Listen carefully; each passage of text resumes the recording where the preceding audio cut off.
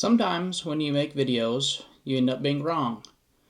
My previous video regarding this topic, I honestly might have been wrong and not been looking at it from all sides.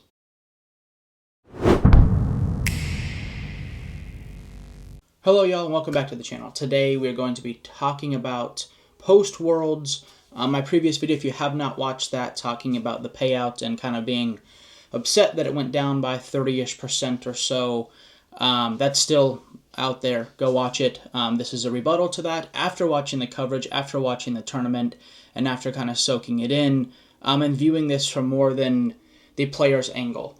One thing you guys can know if you've watched my channel, and if you are, thank you so much. I appreciate the support. But, you know, I try to look at things from what grows the sport, in my opinion. What is affecting the players, in my opinion. And for a long time, I felt like the players are often the group that has to take the experimental cut, right? Oh, we're trying something new. We're going to, do this. We're going to do that. We're going to, whether it's subsidization of another division or it is something as simple as, hey, we're going to try to put a skywalk bridge and that's going to come out of the payout. I feel like often it comes from the player's livelihood and the player's payout. Sacrificing, and to be honest with you, I said this in the previous video, I don't think, Gannon, spoiler, ended up winning, but, he doesn't need an extra $10,000, sure, but, like, for our sake of our sport, I would like to see the payouts continue to remain the same or go up, and I know there was a lot of comments on the previous video that we, it's going down, companies are going out of business, and again, of course, I get that, but I feel like there's 4 events a year that are our flagship events, and where Ford or other companies might be watching, and those are the events, I think, where the payout needs to shine.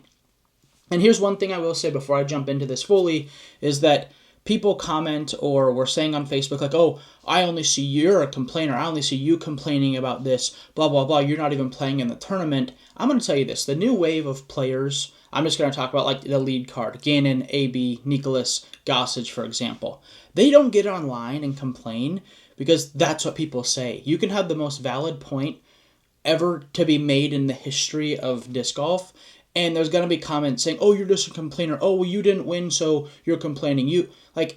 Gannon could complain about something at the Worlds, and someone would still say, oh, well, you're just an ungrateful kid. So I'm telling you that this new age of disc golf, they don't voice these things. We have group chats, we have Facebook pages, where there's 100+ professionals that have a DGPT tour card, and the people complain there to get peers' feedback and get the tournament to try to do the right thing or whatever. So to just say that, oh, Paul Macbeth isn't complaining about this, you're stupid, that's not really how it works anymore. Before Feldberg and Avery Jenkins and all those guys, there was complaints out there, and I just want the best for the sport. I want to put stuff out there, educate the community, and educate myself. Like I've said, I've asked when Ricky switched sponsorships. I asked, and it changed my opinion because of what the fans said.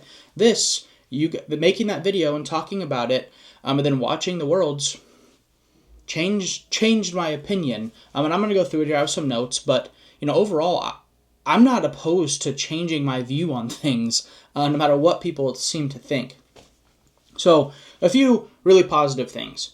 It was an incredible watch. The course looked incredible, and I only watched the full round the last day. I obviously saw some other clips and tried to tune in when I could, but I woke up at 4:45 in the morning and watched hole 1 to hole 18. Incredible. The course looks insane. Seeing the fairways just lined. When they got to hole 2, sidearm hole to the right, I told my buddy who we were watching with, I was like, man, this is incredible to watch. It looked like 10 people deep, the whole entire fairway. And it just makes disc golf look good. It makes it look professional. It makes it look like people are interested. And that's willing to take a pay cut to see that. The event, the professionalism of that event, the crowd control. Hey, you guys, get back, and there's people moving, right? It's not like, oh, I'm going to do whatever I want. Like, people respected the event and listened and were there to enjoy disc golf, not be selfish. Here's my number one thing about that event that you do not typically see in American disc golf, and I don't know why. I don't know what the difference is, and I'm sure you guys who watch more DGN than me can explain, but there was no waiting for the lead card. They got to the tee and they threw. And for one, the viewing experience of that is incredible. You don't have to sit around and wait. You don't have to watch 1,000 Zuka commercials. You don't have to watch any BS. but also as a player, that's incredible, right? You're in your zone, you're locked in, you get to just finish one hole, walk to the next, do your routine, and throw. You don't have to wait, you don't have to walk around, you don't have to ponder. You get to just play the sport the way the sport was designed to be played. So from a player standpoint, that has to be incredible to not play with a backup on every single hole. I mean, whether you guys believe it or not, I've played on a lot of lead cards, and I've spent a lot of time waiting. And, you miss a 20-footer for birdie, now you have a 15-minute wait. It can compound and, create issues that otherwise shouldn't be there, maybe if you just got to tee off right away. And then the other thing is that you're getting to see the best people perform at their best. And, for me, I like that. I also enjoyed the fact that the second card was 2 holes ahead. So when, the lead card was on 12, Nicholas and them were putting on 14. So you kind of had it. It made it closer than it maybe would have been, obvious, even though, Gossage played incredible, only lost by 1, but it made it closer and closer because, Gannon, didn't even have to go for it on 18, but having them not on the same hole, what happens in U.S. disc golf is, there's a par 4 like that, and the second group's putting on the green, and, lead card's on the fairway or on the tee, so there's not much, suspense there. The second card was done, 2 holes before lead card, so there was Gannon can bogey. If Gannon goes birdie, birdie, birdie, there was a lot of stuff that could have played out there, and even with AB, going into 15 before he made that bogey, I was he could birdie out, and, just the suspense and the fun of watching as a fan, with the second group 2 holes ahead, really, they did a fantastic job. And then, obviously, Nicholas, Gannon, and Gossage, holy cow, coming down that last 2 or 3 holes, what a freaking insane battle. I was really hoping Nicholas was going to throw a dart in there on 18 and make Gannon have to play the hole, but that's disc golf. He didn't, and then he also putted it out of bounds. But holy cow, Gossage. I know that he was never winning or never in the lead, and, Gannon kind of put it in neutral and coasted to the finish, but wow, was that not exciting? I mean, even like I said, AB up until hole 14 or so, went par bogey to start and then rattled off, I think, 7 or 8, maybe even 9 birdies in a row. Just incredible to watch. That venue truly provides, exciting and some of the best disc golf in the world. And to be honest with you, if you have any of my Disc Golf Pro Tour players cards and it says favorite course, the Beast is my favorite course. So I think that the sacrifice, I know you guys love air quotes, of the payout for what we got as fans and as, probably players is worth it. And like I mentioned this in other videos, I saw the drone overview of Ezra Aderhold winning, the Discmania Challenge or whatever in Iowa. And to be honest with you, it was disappointing. It was abysmal. There was not very many people out there. And obviously the drone didn't capture everybody. But you watch that that World Championship coverage, and you are going to be amazed. I don't care if you love disc golf, you hate disc golf, you want it to shrink, you want it to grow. You watch that crowd, you watch them interact, you watch them cheer. You are, as a disc golf fan, I was over the moon to just watch the spectacle and watch the people run from one fairway to the next to get in position. I was so thrilled to see that it made my heart happy. And, I always go to bat for the players. A lot of my channel has been me saying things or bringing things up because I want what's best for everybody, but especially the players, because, again, I was a player. I played when, you win an A tier, you win $700. So I want to be an advocate for the next generation, or just the sport as a whole, whoever the next generation is, I don't know, but I want in 20 years to look back and be able to say, well, maybe I didn't always word it the best, maybe I always didn't, do things the correct way, but I tried my best to push disc golf along. And I think sometimes that comes across not right, and I don't always use my words correctly. But I can promise you guys that this isn't a ploy to stay relevant. Getting roasted all over the internet isn't really the best way to stay relevant. But I don't want to be the guy that thinks these thoughts and has players reach out to me and doesn't continue to use my platform to speak out.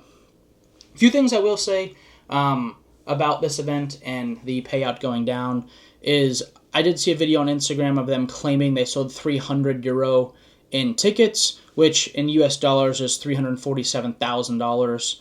And they watched the Beast for free, so that was all from Tampere. I don't know.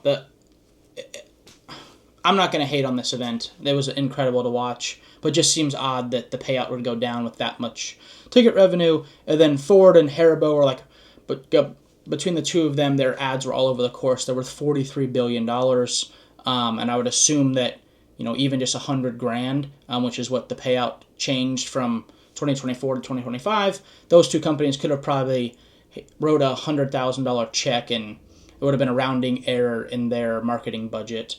I love the sport.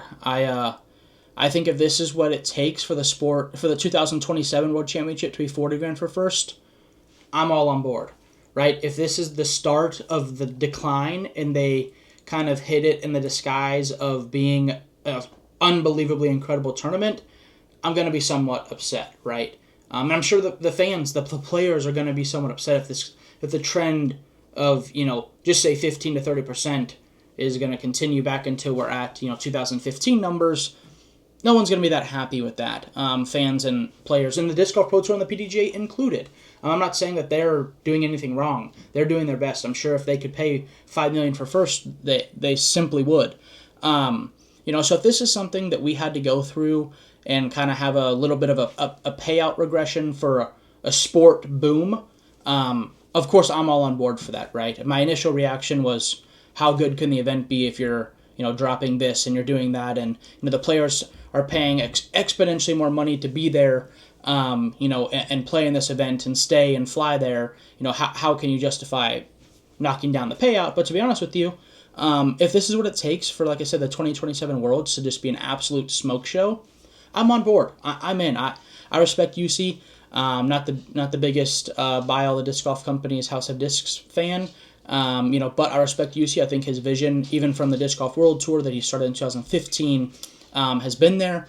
And obviously he executed this event beautifully. I didn't see any other complaints or red flags other than the payout going down. But with understanding of how well ran that event was and all the amenities and all the stuff, I do understand.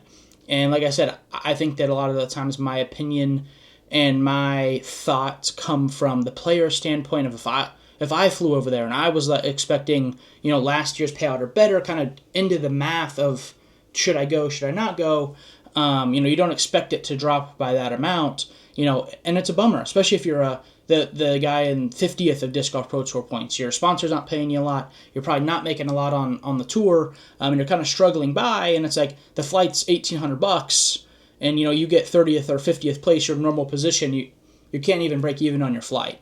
So that was where my standpoint was coming from.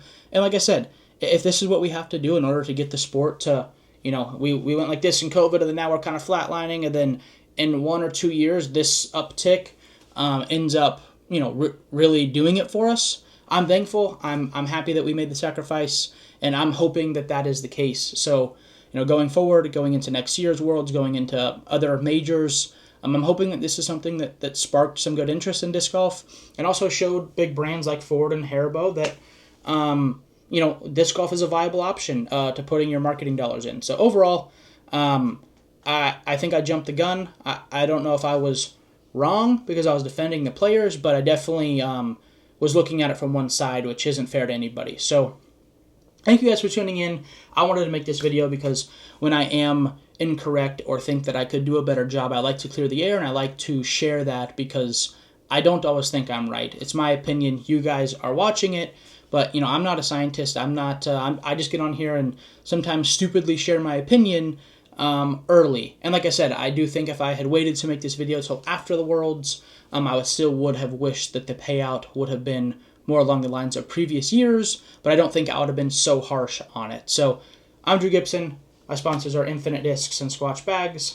Thank you guys for tuning in. I will see you in the next one.